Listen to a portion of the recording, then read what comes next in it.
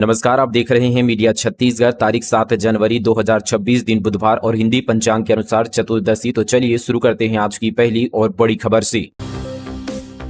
प्रदेश में अब फिर से बढ़ेगी कड़ाके की ठंड, कई जिलों में शीतलहर का अलर्ट जारी। छत्तीसगढ़ में एक बार फिर ठंड का दौर तेज होने जा रहा है। राजधानी रायपुर समेत प्रदेश के कई जिलों में बादल छाए हुए थे, जिससे ठंड से राहत मिली थी। बादल छटने के बाद अब फिर से ठिठुरन बढ़ने की संभावना है। मौसम विभाग के अनुसार आने वाले 3 से 4 दिनों में राज्य के उत्तरी और मध्य हिस्सों में न्यूनतम तापमान में तेज गिरावट दर्ज की जाएगी, जिससे शीतलहर जैसी स्थिति बन सकती है। इस दौरान कई इलाकों में घना कोहरा और धुंध भी परेशानी का कारण बन सकती है। मौसम विभाग ने मनेन्द्रगढ़, चिरमिरी, भरतपुर, कोरिया, सूरजपुर, सरगुजा, जसपुर, बलरामपुर, रायपुर, दुर्ग, बालोद, राजनांदगांव, बेमेतरा, कबीरधाम, मोहला, मानपुर और खैरागढ़, छुईखदान, गंडई जिले के कुछ हिस्सों में अगले 3 दिनों तक शीतलहर की चेतावनी जारी है। इन क्षेत्रों में सुबह और रात के समय ठंड का असर ज्यादा महसूस किया जाएगा।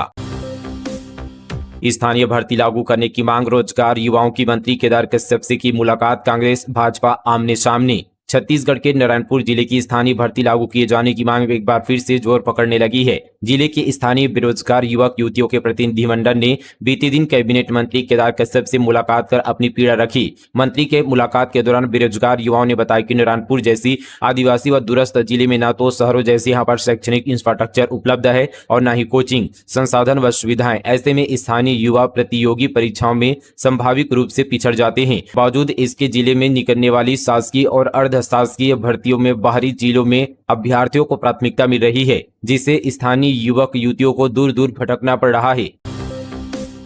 छत्तीसगढ़ का ग्रोथ इंजन बनेगा बिलासपुर, सीएम शाह ने प्रस्तुत किया 15 वर्षीय विकास विजन। राजधानी बनेगा मध्य भारत का प्रमुख शहरी केंद्र। छत्तीसगढ़ के बिलासपुर शहर को मध्य भारत के प्रमुख शहरी केंद्र की तर्ज पर शाह सरकार विकसित करेगी। शाह कैबिनेट आने वाले 10 से 15 साल में बिलासपुर राज्य का अगला ग्रोथ इंजन बनने जा रहा है। मुख्यमंत्री विष्णुदेव साय के नेतृत्व में मंत्रालय महानंदी भवन में हुई उच्च स्तरीय बैठक में बिलासपुर के समग्र और दीर्घकालीन विकास का विस्तृत रोडमैप प्रस्तुत किया गया। इस बैठक ने यह संकेत दिया कि बिलासपुर का विकास अब सिर्फ स्थानीय एजेंडा नहीं बल्कि राज्य और केंद्र सरकार की शीर्ष प्राथमिकताओं में शामिल हो चुका है। सिंगल यूज प्लास्टिक पर प्रतिबंध लगाने निकायों को परिपत्र जारी, कड़ाई से पालन करने के निर्देश। नगरीय प्रशासन एवं विकास विभाग के राज्य शहरी विकास अभिकरण ने सिंगल यूज प्लास्टिक पर प्रतिबंध लगाने राज्य के सभी नगरीय निकायों को परिपत्र जारी किया है। सूडन इस संबंध पर केंद्र और राज्य सरकार द्वारा समय समय पर जारी दिशा निर्देशों का कड़ाई से अनुपालन सुनिश्चित करने के निर्देश दिए। सभी निकायों को इस संबंध में की गई कार्यवाही की जानकारी हर महीने स्वच्छ भारत मिशन 2.0 के मिशन संचालक को उपलब्ध कराने के लिए भी निर्देशित किया गया है। SIS इंडिया लिमिटेड मेगा भर्ती के लिए आज से 20 जनवरी तक प्रशिक्षण शिविर। रोजगार की तलाश कर रहे युवाओं के लिए एक सुनहरा मौका SIS इंडिया लिमिटेड लेकर आया है। SIS इंडिया लिमिटेड निजी क्षेत्र की बड़ी सिक्योरिटी एजेंसी है। SIS इंडिया लिमिटेड द्वारा रायपुर जिले में आज से 20 जनवरी 2026 तक व्यापक सुरक्षा भर्ती शिविर का आयोजन किया जा रहा है। SIS इंडिया लिमिटेड की ओर से भर्ती प्रक्रिया सारी तैयारियां पूरी कर ली गई है। रीजनल ट्रेनिंग एकेडमी जसपुर की टीम इस भर्ती प्रक्रिया को देख रही है। इस मेगा भर्ती शिविर के अंतर्गत SIS द्वारा कुल 500 सुरक्षा जवान, 100 सुरक्षा अधिकारी तथा 25 सुरक्षा सुपरवाइजर का चयन किया जाना है।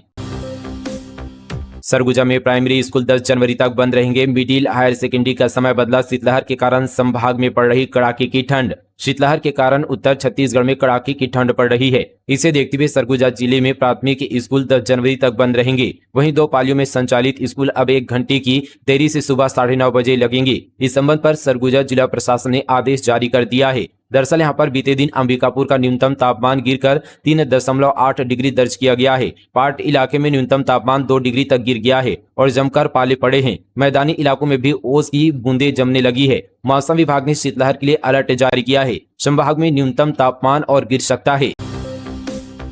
नकली शराब रैकेट फिर बेनकाब, पहले भी मिल चुके हैं फर्जी स्टिकर। पुलिस की सख्ती के बावजूद गुपचुप जारी है अवैध धंधा। डोंगरगढ़ क्षेत्र एक बार फिर नकली शराब और फर्जी आबकारी स्टिकर के मामले को लेकर सुर्खियों में है। मुसरफपुर में पकड़ा गया ताजा मामला कोई पहली घटना नहीं है। इससे पहले भी इसी क्षेत्र में नकली स्टिकर और अवैध शराब पकड़े जा चुके हैं, जो साफ संकेत देते हैं कि डोंगरगढ़ में यह कारोबार लंबे समय से चला आ रहा है और बार बार नाम बदलकर, ठिकाने बदलकर कारोबारी सक्रिय हो जाता है।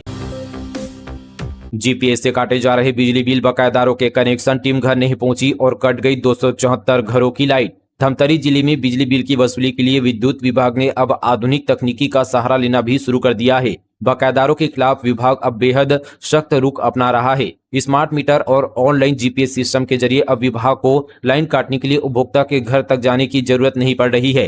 दफ्तर में बैठकर एक क्लिक करते ही बकायेदारों के कनेक्शन काटे जा रहे हैं। विभाग की इस त्वरित कार्रवाई का असर यह हुआ कि लाइन कटती उपभोक्ताओं में हड़कंप मच गया है और उन्होंने तत्काल लाखों रुपए का बकाया जमा कर अपनी बिजली बहाल कराई। 7 करोड़ का धान खा गए चूहे और दिमाग संग्रहण केंद्रों से 26,000 क्विंटल धान गायब। अधिकारी बोले प्रदेश में बाकी जगहों से हमारे जिले की स्थिति बेहतर। कबीरधाम जिले में चूहे, दीमक व कीड़ों ने 7 करोड़ रुपए का धान खा लिया है। यह सुनकर भले ही आपको हैरानी हो रही हो, लेकिन यही दावा जिले के विपणन विभाग के अधिकारी कह रहे हैं। दरअसल संग्रहण केंद्रों में रखा गया 26,000 क्विंटल धान गायब हो गया है, जिसकी कीमत लगभग 7 करोड़ रुपए आकी जा रही है। टीमो अभिषेक मिश्रा का कहना है कि मौसम के प्रभाव और चूहे, दीमक व कीड़ों के द्वारा नुकसान के कारण धान की कमी आई है। पूरे प्रदेश के 65 संग्रहण केंद्रों की तुलना में हमारे जिले की स्थिति बेहतर है।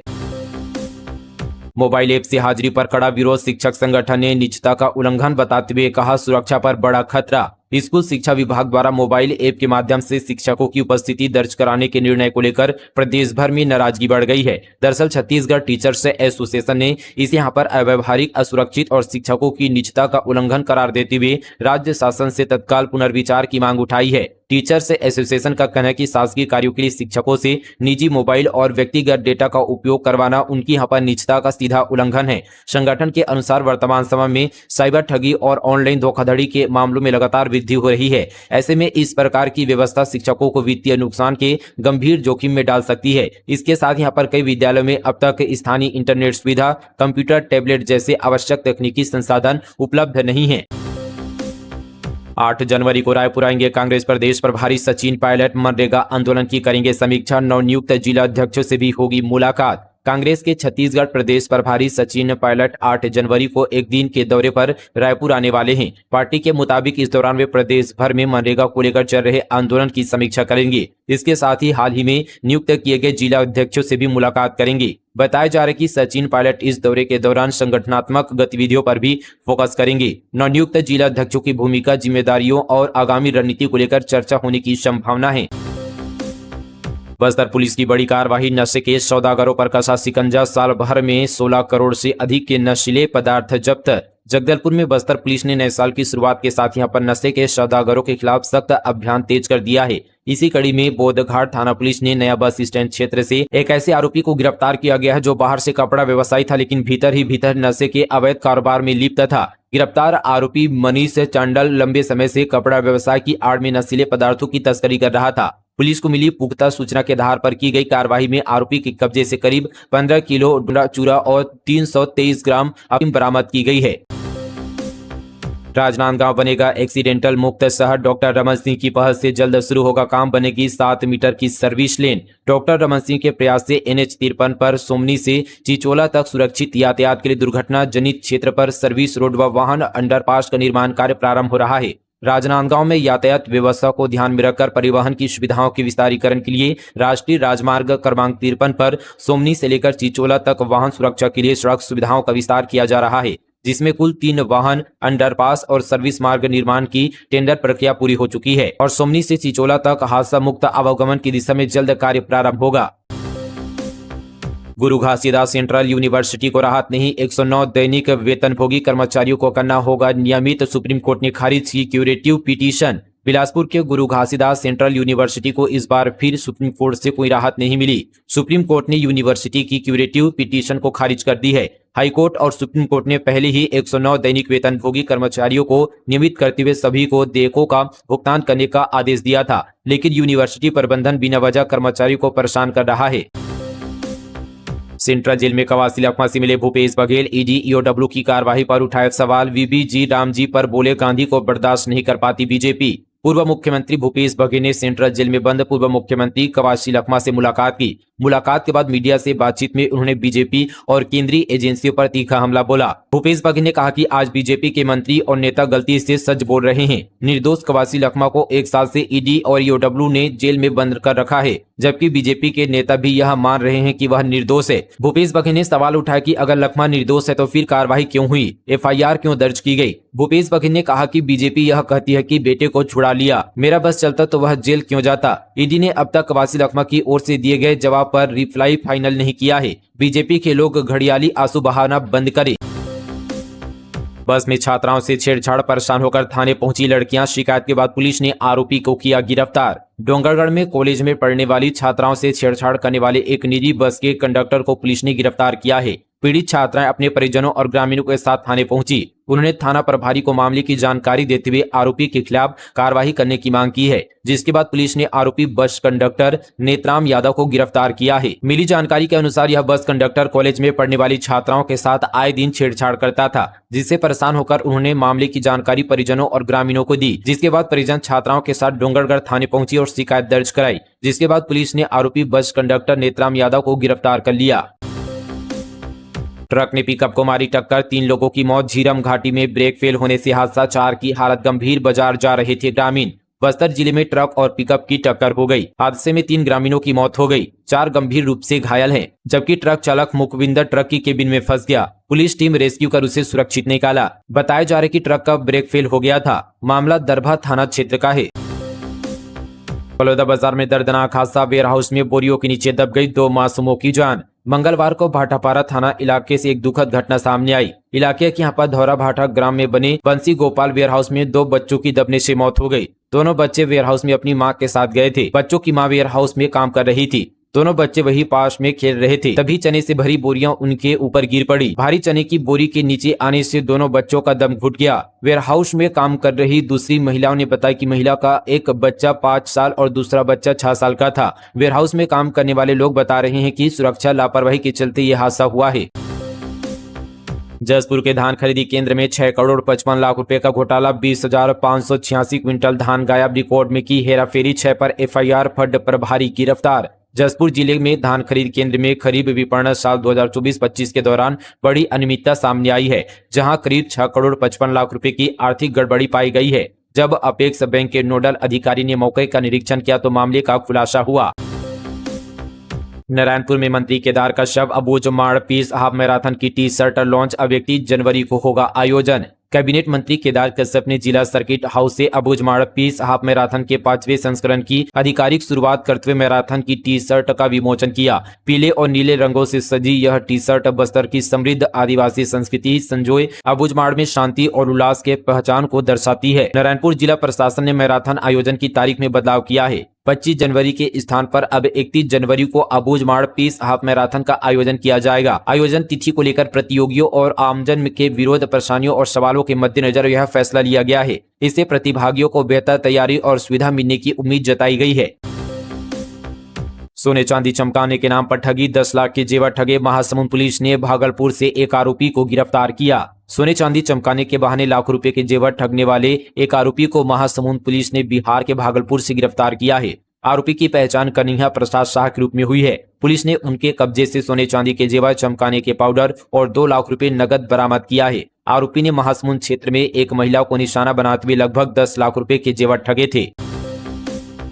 चाइनीज मांझा पतंग के साथ मौत का खतरा, दुर्ग में खुलेआम बिक्री, मकर संक्रांति से पहले अलर्ट जारी। मकर संक्रांति का पर्व नजदीक आते ही दुर्ग जिले में पतंगबाजी का उत्साह अपने चरम पर पहुंच गया है। बच्चे, युवा और परिवार सभी इस त्योहार की तैयारी पर जुटे हैं। इसी उत्साह के बीच प्रतिबंधित चाइनीज मांझे का खुलेआम उपयोग और बिक्री का एक गंभीर और जानलेवा खतरा भी तेजी से बढ़ रहा है। चाइनीज मांझा बेहद धारदार होता है। यह न सिर्फ इंसानों के लिए बल्कि पक्षियों और जानवरों के लिए भी घातक साबित हो रहा है। दुर्ग शहर और आसपास के इलाकों में रोजाना करीब 150 से 200 चरखी चाइनीज मांझे की बिक्री हो रही है। त्योहार को देखते हुए पतंग कारोबारियों ने पहले से ही यहाँ पर भारी मात्रा में स्टॉक जमा कर लिया है।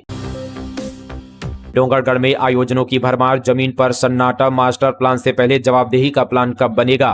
डोंगरगढ़ को फिर एक नए सपने की सौगात दी जा रही है। अमृत मिशन 2.0 के तहत शहर का जियो स्पेशल यहाँ पर मास्टर प्लान बनेगा। ड्रोन से सर्वे होगा और 2041 तक के विकास का नक्शा तैयार किया जाएगा। कागज पर यह सब बेहद आकर्षक लगता है, लेकिन जमीन पर खड़े होकर देखें तो सवाल खुद ब खुद उठता है। जब मौजूदा योजना ही दम तोड़ चुकी है तो नया मास्टर प्लान किस भरोसे चलेगा। डोंगरगढ़ में आज एक साथ प्रसाद योजना, शक्तिपीठ योजना और अमृत भारत स्टेशन लागू हो रहा है। बजट आया, काम हुआ, उद्घाटन भी हुए। इसके बावजूद शहर की हकीकत है कि सुविधाएं या तो अधूरी है या फिर बंद पड़ी है। विजय हजारे ट्रॉफी, छत्तीसगढ़ ने महाराष्ट्र को 6 रन से हराया। लो स्कोरिंग मैच में शानदार गेंदबाजी के दम पर जीत, 166 रन चेज नहीं कर पाई महाराष्ट्र। बीसीसीआई की ओर से आयोजित senior mess Vijay Hazare one day trophy 2025 में छत्तीसगढ़ ने अपने छठे मुकाबले में शानदार प्रदर्शन करते हुए महाराष्ट्र को 6 रन से हरा दिया है। यह मुकाबला 6 जनवरी 2026 को जयपुर में खेला गया। गीले आउटफिट के कारण मैच को 31 ओवर प्रति पारी तक सीमित कर दिया गया। महाराष्ट्र ने टॉस जीतकर पहले गेंदबाजी करने का फैसला लिया। पहले बल्लेबाजी करते हुए छत्तीसगढ़ की टीम 29 ओवर में 166 रन पर ऑल आउट हो गई। छत्तीसगढ़ की ओर से आयुष पांडे ने सबसे ज्यादा 49 रन बनाए। वहीं विकल्प तिवारी ने 22 रन और अजय मंडल ने 19 रन का योगदान दिया। महाराष्ट्र की गेंदबाजी में प्रदीप दाधे और विक्की ओस्तवाल ने शानदार प्रदर्शन करते हुए 3-3 विकेट झटके। फिलहाल दोस्तों ये थी छत्तीसगढ़ की तमाम बड़ी खबरें मीडिया छत्तीसगढ़ पर। मिलेंगे कल इसी तरह की और तमाम खबरों के साथ। तब तक के लिए जय हिंद, जय छत्तीसगढ़, जय जोहार।